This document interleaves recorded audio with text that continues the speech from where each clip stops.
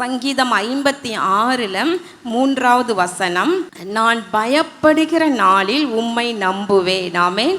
இங்கு அழகாய் சங்கீதக்காரனாகிய பக்தன் என்ன சொல்லுகின்றார்? நான் பயப்படுகிற நாளில் உம்மை நம்புவேன். ஆமென். எப்போ நம்புவாராம் கர்த்தரை? சந்தோஷமாக இருக்கும்போது, நல்ல சம்பூரணமாக இருக்கும் பொழுது, எல்லா ஆசீர்வாதங்களும் நிறைவாக இருக்கும் பொழுது கர்த்தரை நம்புவேன் அப்படின்னு சொல்கிறாரா? இல்லை, நான் பயப்படுகிற நாளில். ஆமென். நான் பயப்படுகிற நாளில், அதாவது நான் நெருக்கப்படுகிற நாளில், நான் வேதனையின் மத்தியில் இருக்கிற நாளில், இல்லை அப்படிப்பட்ட பயப்படுகிற நாளில் நான் கர்த்தரை நம்புவேன் என்று சொல்லுகிறார். ஆமென். ஹல்லேலூயா, ஹல்லேலூயா, ஹல்லேலூயா. அவர் எப்படிப்பட்ட நாளில் இந்த விண்ணப்பத்தை பண்ணுறாராம்? பெலிஸ்தர் தாவீதை காத்தூரில் பிடித்த பொழுது, அதாவது அவருடைய சத்துருக்கள் அவரை பிடித்த பொழுது அவர் என்ன அறிக்கையாக பண்ணுகிறார் என்றால், நான் பயப்படுகிற நாளில் கர்த்தரை நம்புவேன். என்னுடைய எதிரிகள் என்னை பிடிச்சிட்டாங்க, பெலிஸ்தர் தாவீதை பிடிக்கிறாங்க. அப்போ அவர் சொல்கிறாரு, அவர் ஒரு என்ன பிடித்து என்ன பண்ணுவாங்க தெரியாது, அவங்க எதுனாலும் பண்ணுவாங்க. ஏன்னா கோலியாத்துடைய தலையை வாங்கி பெலிஸ்தரை அன்றைக்கு தோற்கடித்தது இந்த தாவீது தான். அப்புறம் பெலிஸ்தர்கள் ஏராளமானவர்களை கொன்று சவுல் ராஜாவாக இருக்கிற நாட்களெல்லாம் பெலிஸ்தரோடு எதிர்த்து யுத்தம் பண்ணி ஜெயித்து கொண்டே இருந்தது இந்த தாவீது தான். அப்போ அந்த பெலிஸ்தர் எப்படி தாவீதை சும்மா விடுவாங்க? அவரை பிடிக்கும் பொழுது, இவன் தான் நமக்கு விரோதமாக எப்போவும் ஜெயிச்சிட்டே இருக்கிறான், நம்ம மக்களை நிறையா கொன்று போடுறான் அப்படின்னு சொல்லிட்டு இந்த தாவீதை கொன்று போடுவ கூட அவங்க ஆயத்தமாக இருப்பாங்க இல்லையா? ஆனால் தாவீது அந்த நேரத்தில் சொல்கிறாரு, நான் பயப்படுகிற இந்நாளிலே கர்த்தரை நம்புவேன். ஆமென். ஹல்லேலூயா, ஹல்லேலூயா. பயம் நம்முடைய வாழ்க்கையில் எதுலெல்லாம் நமக்கு பயம் வருது யோசித்து பாருங்கள். எப்போல்லாம் பயம் வருது எல்லாருக்கும்? வியாதி வந்துட்டா பயம் வந்துடுது. இது எதுவாக இருக்குமோ, என்ன வியாதியாக இருக்குமோ, இது மரணத்துக்கு ஏதுவான வியாதியாக இருக்குமோ, இதில் நான் பிழைப்பேனா, இல்லது சாதாரணமாக சரியாயிருமா என்று சொல்லி வியாதி வந்துட்டா ஒரு பயம் அப்படியே நெருக்குகின்றது.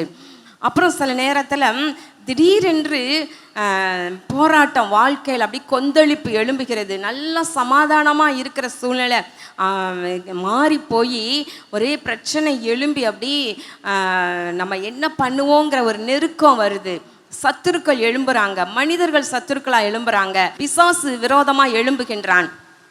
பண தேவைகள், திடீரென்று ஒரு தேவை வருது, திடீரென்று சடனாக ஒரு பெரிய பிரச்சனை ஒரு ஒரு ஹாஸ்பிட்டல், ஒரு சர்ஜரி அல்லது இப்படி ஏதோ ஒன்று பெரிய ஒரு தேவை மத்தியில் இப்படி கலங்கி நிற்கிற சூழ்நிலை, நெருக்கம், பயம், இந்த இதை எப்படி தாண்டுவோங்கிற பயம்.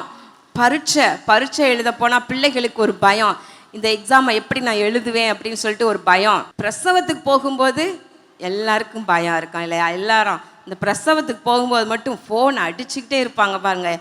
பிளஸ்ஸிங் லைனுக்கு நம்ம தேவ பிள்ளைகள் வீட்டில் யாராவது பிரசவத்துக்கு அட்மிட் ஆனாங்கன்னா ஜோமனை சொல்லி ஃபோன் பண்ணிக்கிட்டே இருப்பாங்க. அந்த நேரத்தில் எவ்வளோ ஒரு பயம். பிரசவத்தை ஆண்டவர் தாய் வேறு செய்வேராக அவங்க பிரியணுமே, சுகமாக இருக்கணுமே ரெண்டு பேரும், ஒரு பயம். அது வரைக்கும் அந்த குடும்பத்தாருக்கு என்ன ஒரு திகிலோடு கடந்து போகிறாங்க. பயப்படுகிற நாளில் கர்த்தரை நம்புவேன். ஆமென். கரங்களை தட்டி ஆண்டவருக்கு நன்றி சொல்லுங்க. ஆமென். பயப்படுகிற நாளில் நான் கர்த்தரை நம்புவேன் என்று அன்றைக்கு சங்கீதக்காரன் சொன்னது போல நாமும் இப்படிப்பட்ட எல்லா நேரத்திலையும் நம்ம கர்த்தரை நம்புவேன் என்று சொல்ல வேண்டும். ஆமென். இன்றைக்கு நீங்கள் என்ன பயத்தோடு வந்திருக்கிறீங்களோ, என்ன கலக்கத்தோடு வந்திருக்கிறீங்களோ, இந்த நாளில் நீங்கள் கர்த்தரை நம்புங்கள். ஆமென். கர்த்தரை நம்புங்கள். வேதத்தில் பார்க்கிறோம், யோசபாத் என்கிற ராஜாவுடைய வாழ்க்கை. இன்னும் நிறைய பேரை நம்ம பார்க்கும் பொழுது அவங்களுக்கு ஒரு இக்கட்டு சூழ்நிலை, அவங்களுக்கு விரோதமாக யுத்தம் வரும் பொழுது, வியாதி வரும் பொழுது, அந்த நேரத்தில் அவங்க கர்த்தரை நம்பி அவங்க விடுதலை பெற்றதை பார்க்க முடிகின்றது. ஒரே ஒரு உதாரணம், யோசபாத் ராஜாவுடைய வாழ்க்கையில் பார்க்கிறோம். 2 நாளாகமம் 20வது அதிகாரத்தில் 1வது வசனம் 3வது வசனம் வாசிக்க கேட்போம். 2 நாளாகமம் 20வது அதிகாரம் 1வது வசனம் 3வது வசனம். இதற்கு பின்பு மோவா புத்திரரும் அம்மோன் புத்திரரும் அவர்களோடு அம்மோனியருக்கு அப்புறத்தில் உள்ள மனுஷரோடு கூட யோசபாத்துக்கு விரோதமாக யுத்தம் பண்ண வந்தார்கள். அப்பொழுது யோசபாத் பயந்து கர்த்தரை தேடுகிறதற்கு ஒருமுகப்பட்டு யூதாவெங்கும் உபவாசத்தை கூறுவித்தான். யோசபாத் ராஜாவுக்கு விரோதமாக இத்தனை ராஜாக்கள் யுத்தம் பண்ண வர்றாங்க. அப்போ ஒரு பெரிய பயம். ஒரு யூதாவின் ராஜா, யூதா வந்து ஒரு சிறிய ஒரு 2 கோத்திரம் மாத்திரம் உள்ள ஒரு சிறிய ராஜ்யம்தான். ஆனால் அவங்களுக்கு விரோதமாக இத்தனை ராஜாக்கள் திரளாக வர்றாங்க யுத்தம் பண்ணுறதுக்கு. அப்போ பயப்படுகிற நாள் அவர்களுக்கு. அது யோசபாத் ராஜாவுக்கு அது எந்த மாதிரியான நாள்? பயப்படுகிற நாள். இவ்வளோ பேர் வராங்களே, என்ன பண்ணுவாங்க? தேசத்தை சூறையாடிட்டு போயிடுவாங்க. இப்போ ராஜாவாக இருக்கிற என்னையை கொன்று போட்டுருவாங்களோ, தேசத்தை அவங்க பிடிச்சிட்டு போயிடுவாங்க, மக்களை சிறை பிடிச்சிட்டு போயிடுவாங்களோ என்று சொல்லி பயப்படுகிற நாள். அப்போ அவர் சொல்கிறாரு, உடனே எல்லாம் ஒருமுகப்படுங்க, யூதாவில் இருக்கிற எல்லாரும் உபவாசம் இருங்க, எல்லாரும் உபவாசம் இருப்போம் வாங்க என்று சொல்லி எல்லா யூதா தேசத்தில் யூதயாவில் இருக்கிற எல்லா ஜனங்களும் பட்டணங்கள் கிராமங்கள் என்று சொல்லி எல்லாம் உபவாசத்தோடு எல்லாம் எருசலேமுக்கு வந்துட்டாங்க. ஆண்டவருடைய ஆலயம் இருக்கிற அந்த ஆலயத்திற்கு வந்துட்டாங்க. எல்லாம் திரளாக கூடி நிற்கிறாங்க. அப்போ எல்லாம் உபவாசத்தோடு ஆண்டவரை நோக்கி பார்க்குறாங்க. அந்த நேரத்தில் தேவன் பேரில் ஒரு நம்பிக்கை அவர்களுக்கு. தேவன் தான் இந்த நேரத்தில் நம்மை காப்பாற்ற வேண்டும், அவர் தான் நம்மை விடுவிக்க வேண்டும். பயப்படுகிற நாள் எல்லாருக்கும் சூழ்ந்திருக்கு. இருள் சூழ்ந்தது போல ஒரு இருள் சூழ்ந்திருக்கு தேசத்தை. அப்போ நம்ம கர்த்தரை நம்புவோம் என்று சொல்லி ராஜா அவர்களை எல்லாம் அப்படி நடத்துகின்றார். பாருங்களேன், அந்த நேரத்தில் அந்த யோசபாத் ராஜா நினைச்சிருந்தா நம்ம கையில் இருக்கிற அவங்க இராணுவ வீரர்கள்லாம் அவங்கள விட கம்மியாக இருக்கிறாங்க, நமக்கு தெரிந்த அண்டை தேசங்களில் இருந்து கூலி பொருத்தி மற்ற இராணுவங்களை எல்லாம் நம்ம விலைக்கு வாங்கி நம்ம சண்டைக்கு போகலாம் என்று சொல்லி தன்னுடைய பலத்தில் அவர் முயற்சி பண்ணவே இல்லை. ஆமேன், அல்லேலூயா. ஏன்னா பொதுவாக எல்லாரும் அப்படி தான் பண்ணுவாங்க. பக்கத்தில் உள்ள ராஜா கேட்டு உங்களுடைய இராணுவத்தெல்லாம் எனக்கு அனுப்புங்க, இவ்வளவு நான் பணம் தாரேன், உங்களை கூலி தாரேன் என்று சொல்லி யுத்தம் என்று சொன்னால் அப்படித்தான் எல்லாம் செயல்படுவாங்க. இவர் மனுஷ ஒத்தாசையை அந்த நேரத்தில் அவர் நாடவில்லை, கர்த்தரை நம்பினார். ஆமென், கர்த்தரை நம்பினார். 12வது வசனம் வாசிக்கலாம். எங்கள் தேவனே, அவர்களை நியாயம் தீர்க்க மாட்டீரோ? எங்களுக்கு விரோதமாக வந்த இந்த ஏராளமான கூட்டத்திற்கு முன்பாக நிற்க எங்களுக்கு பலன் இல்லை. நாங்கள் செய்ய வேண்டியது இன்னதென்று எங்களுக்கு தெரியவில்லை. ஆகையால் எங்கள் கண்கள் உம்மையே நோக்கி கொண்டிருக்கிறது என்றான். அவர் ஒரு தேவனை பார்த்து அவர் சொல்கிறாரு, எங்களுடைய கண்கள் உண்மையே நோக்கி கொண்டிருக்கிறது. ஆமேன், உண்மையே நோக்கி கொண்டிருக்கிறது. மனுஷர்களை தேடி போகலாம் ஆண்டவரே, நாங்கள் பயப்படுகிற இந்த நாளில் நாங்கள் உண்மையே நோக்கி கொண்டிருக்கின்றோம், உண்மையே நோக்கி கொண்டிருக்கின்றோம். இந்த ஏராளமான கூட்டத்துக்கு விரோதமாக இல்லை எங்களுக்கு நிற்க பலன் இல்லாமல் இருந்தாலும் எங்கள் கண்கள் உண்மையே நோக்கி கொண்டிருக்கிறது என்று சொல்லும் பொழுது ஆண்டவர் சமூகத்தில் இருந்து அவங்களுக்கு ஒத்தாசை வந்தது. ஆமேன். இதற்கு பின்பு நீங்கள் வாசித்து பார்க்கும் பொழுது கர்த்தர் அவர்களுக்கு எப்படி ஒரு ஜெயத்தை கொடுத்தார் என்று அறிந்து கொள்ளலாம். ஒரு பெரிய ஜெயத்தை கட்டளையிட்டதை நம்ம பார்க்கின்றோம். அப்போது வாழ்க்கையில் பயப்படுகிற நாள் என்று ஒன்று உண்டு இல்லை.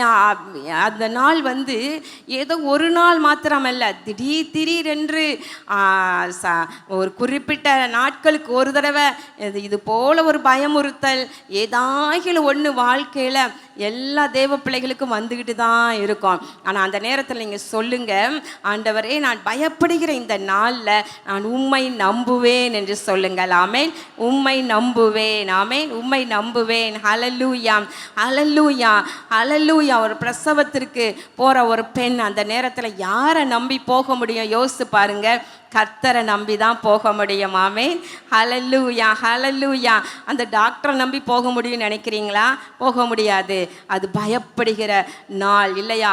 அதில் பிரசவத்திலேருந்து வெளியே பிள்ளையை பெற்றெடுத்து வெளியே வருவதற்குள்ள ஒரு மரண இருள் நடுவே கடந்து போவது போல தான் இருக்கும். ஆனால் அந்த நேரத்திலையும் கர்த்தரை நம்ப ஒவ்வொருவருக்கும் தெரிந்திருக்க வேண்டும். ஆமேன், ஹல்லேலூயா, ஹல்லேலூயா. எந்த வயதினராக இருந்தாலும் கூட உங்களுக்கு விரோதமாக வருகின்ற பயம் ஒவ்வொரு விதமாக இருக்கலாம் இல்லையா? ஒவ்வொரு விதமாக இருக்கலாம். நேற்றைய தினத்தில் என்னுடைய தம்பி மகள் வந்து அவள் வந்து MBA ஆன்லைனில் படிச்சுட்டு இருக்கா. அந்த பொண்ணு வந்து நல்ல தேவ பக்தியான பெண்ணு. அந்த பிள்ளை அழகாக UG BComல காலேஜ் ஃபஸ்ட்டு வந்தா. அப்புறம் இப்போ MBA வந்து படிச்சுட்டு இருக்கா. நேற்று வந்து semester exam, final semester exam ஆன்லைனில் எழுதுகிறா. அது எழுத போகும் பொழுது அதுக்கு பல கண்டிஷன்ஸ் உண்டு. ஆன்லைனில் எக்ஸாம் எழுதுறத குறித்து உங்களுக்கு தெரியும் நினைக்கிறேன்.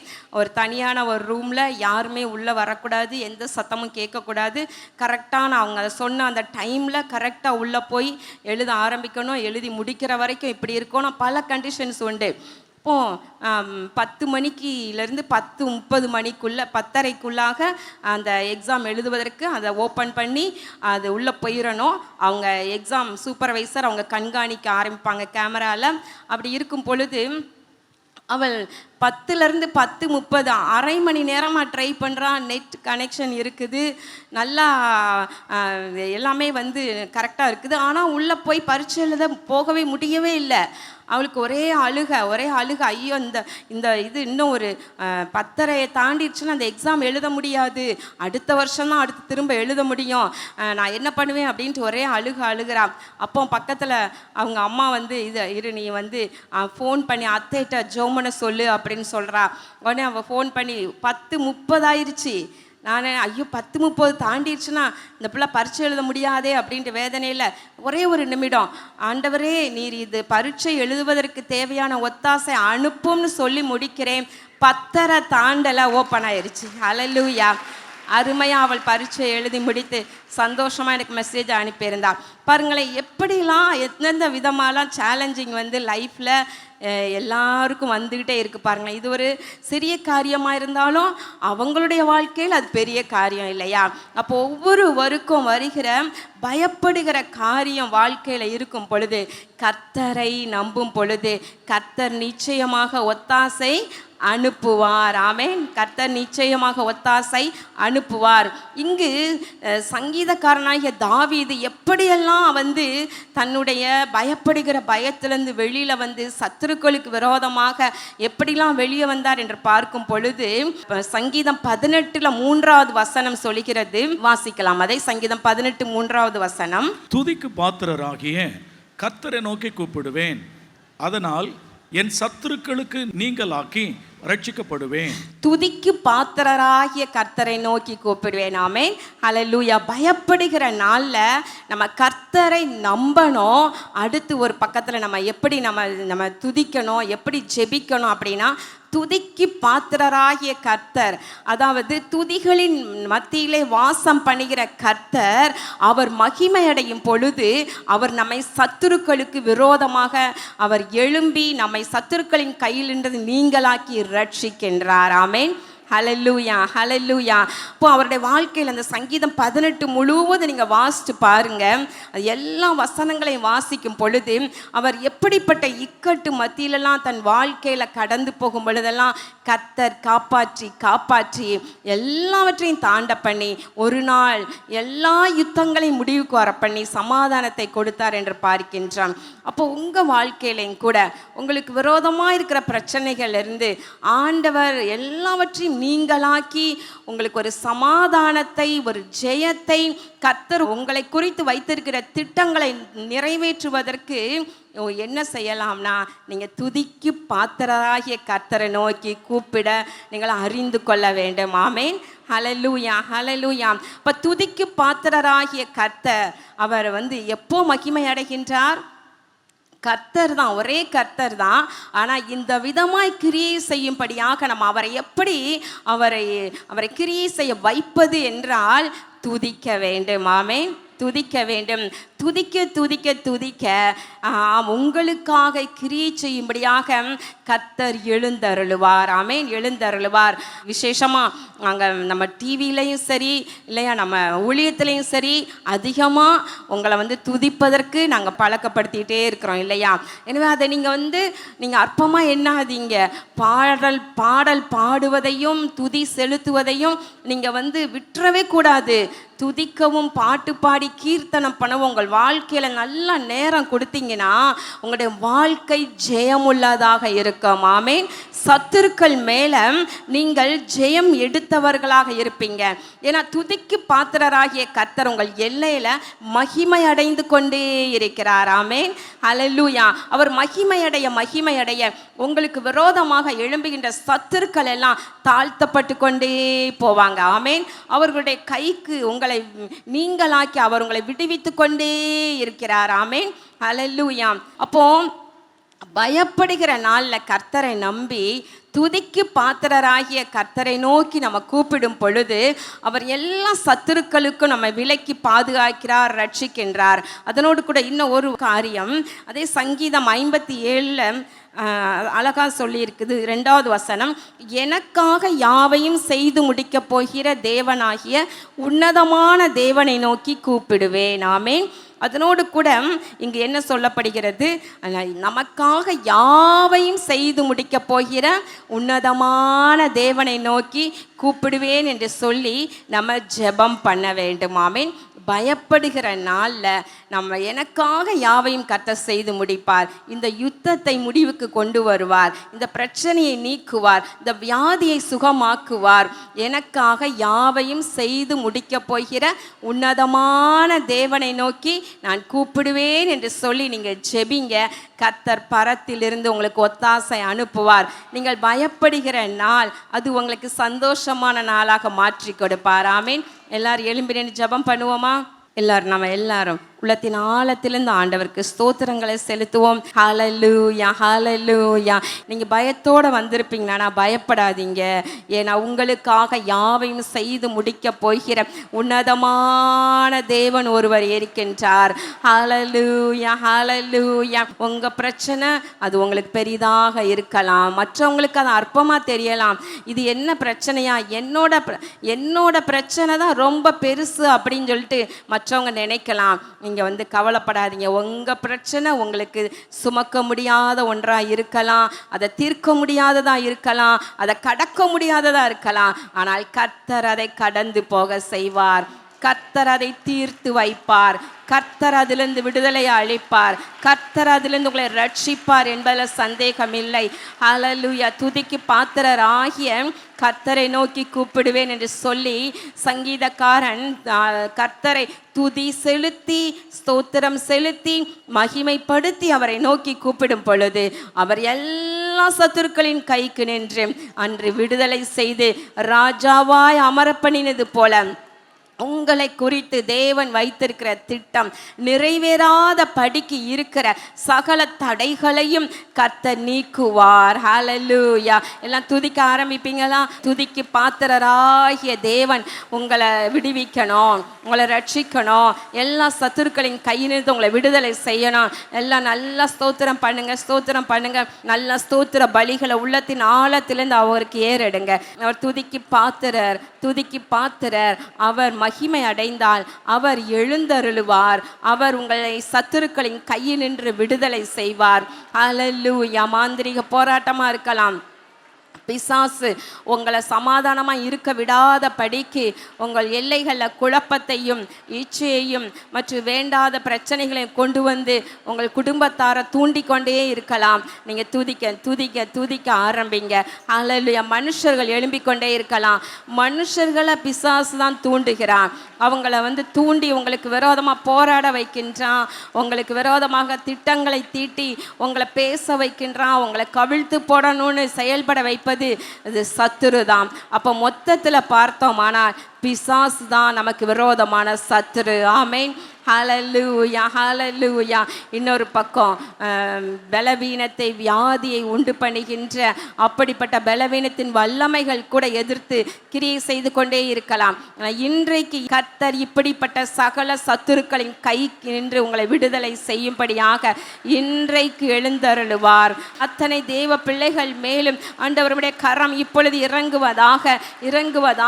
இதோ துதிக்கு துதிக்கு பாத்திரராகிய உம்மை அவர்கள் மகிமைப்படுத்துகிறபடியினால, ஆண்டவரை உம்மை மகிமைப்படுத்தினபடியினால இதோ இப்பொழுது உம்முடைய வல்லமை ஆண்டவரை பலமாய் இறங்கட்டும், இறங்கட்டும், இறங்கட்டும். இவர்களுக்கு விரோதமாய் கிரியை செய்கின்ற ஆண்டவரை சகல ஆண்டவரை சத்துருக்களையும் தாழ்த்தி போட ஆண்டவரை கர்த்தருடைய வல்லமை இப்பொழுது புறப்படுவதாக. பயப்படுகிற நாள்ல பிள்ளைகள் உம்மை நம்புறாங்க. நீர் இவர்களை விடுவிப்பீராக, நீர் இவர்களை ரட்சிப்பீராக. தேவ வல்லமை இறங்கட்டும். எதற்காக பயத்தோடு வந்திருக்கிறாங்களோ அந்த பயத்தில் இருந்து இப்பொழுது நீர் விடுவிப்பீராக, விடுவிப்பீராக. ஒருவேளை வியாதி நிமித்தமாக பயந்து வந்திருக்கலாம். எசேக்கியா ராஜா ஆண்டவரே நீ அவரை குறித்து நீ மரித்து போவீர், பிழைக்க மாட்டீர் என்று சொன்ன பொழுது அவர் எப்படி பயந்து கண்ணீரோடு உம்மை நோக்கி விண்ணப்பம் செய்ததை நீர் கேட்டருளினீர் அல்லவா? இதோ உம்முடைய பிள்ளைகள் இந்த நாளில் உம்மை நோக்கி செய்கிற விண்ணப்பத்திற்கு இதோ எனக்காக யாவையும் செய்து முடிக்கப் போகிற தேவனாகிய உன்னதமான தேவன் என்று சொல்லி உம்மை நோக்கி கூப்பிடுகிற ஒவ்வொருவருக்கும் நீர் ஆண்டவரே அற்புதத்தை செய்வீராக, இன்றைக்கு அற்புதத்தை செய்வீராக. இப்பொழுது விடுதலை அளிப்பீராக. சுகவீனங்கள், பலவீனங்கள், ஆண்டவர் வியாதிகள் ஆண்டவரை போராடி கொண்டே இருக்கிற குடும்பங்களுக்கு அற்புதங்கள் நடக்கட்டும் கர்த்தாவே. ஆண்டவரை அடையாளங்கள் நடக்கட்டும் கர்த்தாவே. ஆட்டுக்குட்டியானுடைய இரத்தத்தின் வல்லமை அப்படிப்பட்ட குடும்பங்களின் மேல இப்பொழுது இறங்கி வருவதாக. ஜப எண்ணெயை கொண்டு போய் இவர்கள் பூசும் பொழுது அப்படியே இரத்தத்தின் வல்லமை இறங்கி ஆண்டவர் பலத்த அற்புதங்களை செய்யட்டும் கர்த்தாவே. வியாதி நீங்கி பிழைக்க பண்ணுவீராக, ஆண்டவர் பிழைத்திருக்க பண்ணுவீராக கர்த்தாவே. வல்லமையினாலே சுகமாவார்களாக. இந்த வார்த்தையை அனுப்பி இப்பொழுது நீ சுகமாக்குவீராக. இதோ கர்த்தாவே, இதோ மாந்திரீக போராட்டத்தின் நிமித்தமாக குடும்பங்களுக்குள் இருக்கிற சமாதான குறைவு, பிரிவினைகள், ஆண்டவர் சண்டைகள், ஆண்டவரை கசப்புகள், இவைகளோடு கூட எந்தெந்த குடும்பங்கள் எல்லாம் கடந்து போய் கொண்டு இருக்கின்றதோ ஆண்டவர் இப்பொழுது ஆண்டவர் இப்பொழுது அப்படிப்பட்ட குடும்பங்களை கர்த்தாவே நீர் விடுவித்தருளுமையா.